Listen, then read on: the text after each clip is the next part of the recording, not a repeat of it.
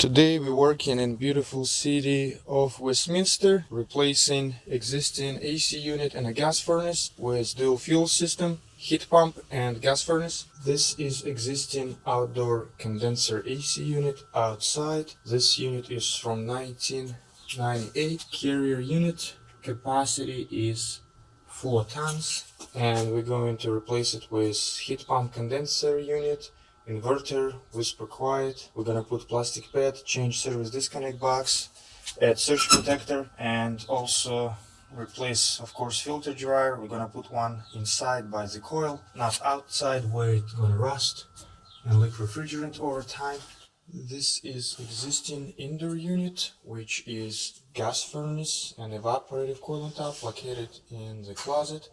And we're going to replace it with brand new ultra low nox gas furnace and new evaporative coil. So problem with current setup is they don't have a filter cabinet. Filter goes inside furnace, and as we all know, it's usually not doing a good job because there's usually a little strain holding the filter, and there's so much bypass going around the filter.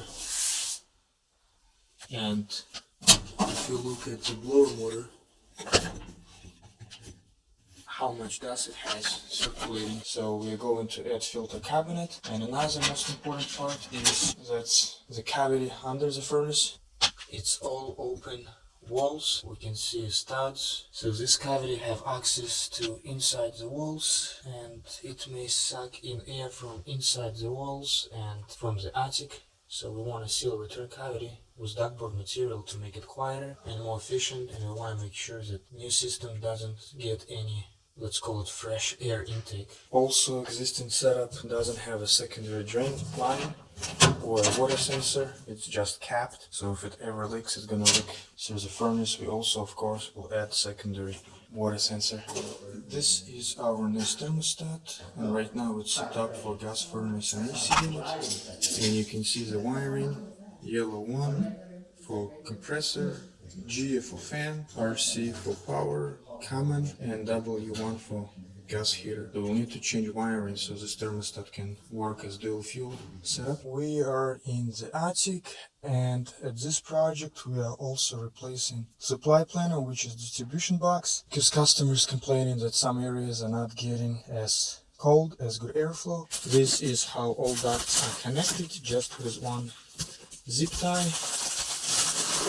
And this is the reason why you should connect ducts better way, so you would not be able just to pull it out as easy. So we're going to change distribution box, new colors and dampers, so we can adjust airflow on every single vent. So we pulled the furnace out, and this is the return cavity. That's all the walls are hollow. That's where your system could be sucking in extra air from inside the walls and attic space. So we're gonna seal all this up with ductboard. Let me show you what you get when you are replacing your existing gas furnace and AC unit with dual fuel setup. So again, this was our old furnace and evaporator coil. So you have 2 units located inside your house, either in a closet or in an attic, and we are replacing it with new gas furnace and new evaporative coil.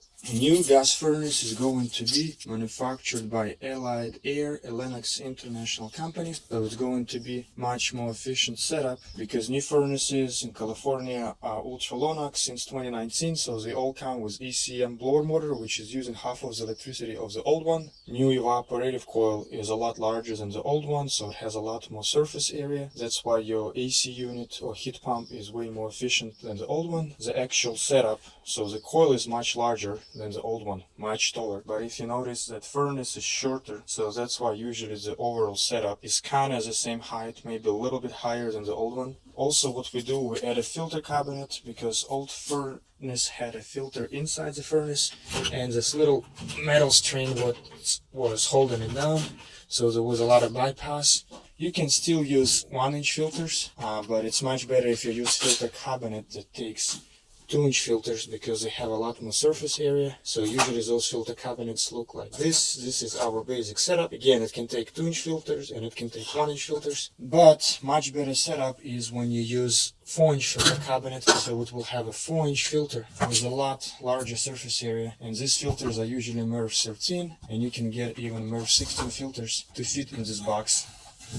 So you'll get a lot more airflow, high efficiency with upgraded filter cabinet. While our equipment is out, we are prepping the closet. So we insulated the closet, also put metal under the furnace. Also we sealed the return cavity with ductboard, which is going to make it much quieter and more efficient because it will only take air from the grill from inside the house. This is our new supply plenum distribution box. We need to reattach it. Also reattach ducts. We use all new colors with dampers so we can adjust airflow for every duct run, and everything is sealed with water-based glue.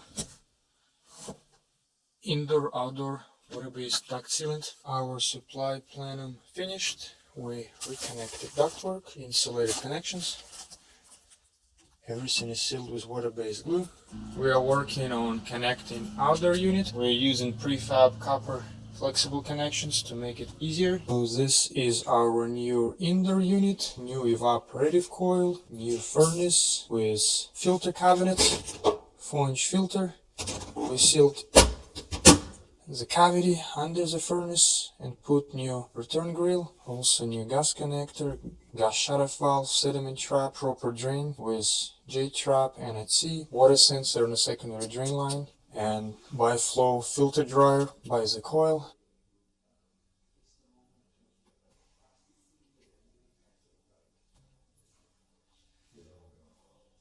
So let's set up our thermostat for dual fuel.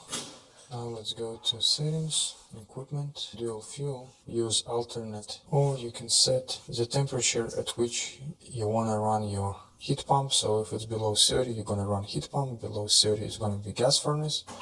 Or you can set to never use alternate heating, which means it will always run in heat pump mode. So that's pretty much what we set it to. Never use alternate heating. This way it's always going to be a heat pump. And again, if we wanted to run gas furnace, we would set always use alternate heating. We'll start by checking it in the gas furnace first, and then we'll change the setting and test the heat pump. Right now we're running heat pump unit in heat mode, and what's happening is instead of blowing hot air from the outdoor unit, it's actually blowing out cold air. So it's 70 degrees outside and it's blowing out 50-degree air from the outdoor unit. So it's actually working in a reverse. It's removing heat from the outdoor air even if it's 70 degrees outside, and it's putting this heat inside the house. So right now we have warm air blowing from the indoor vents, heating up the house, and we have cold air coming out from the outdoor unit. So heat pump in heat mode is working same way as AC unit would work, but in reverse. Instead of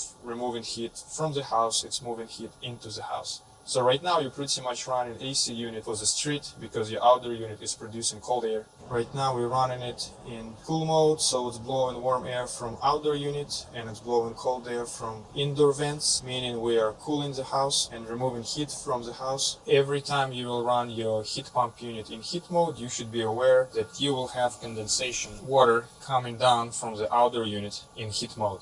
We wrapped line with UV cover, all wires are inside conduits. We also put unit on a plastic pad. We replaced service disconnect box with fuses. We added surge protector to protect inverter inside the unit from voltage spikes, and strapped unit to the wall as well because it's pretty tall unit, over 50 inches high.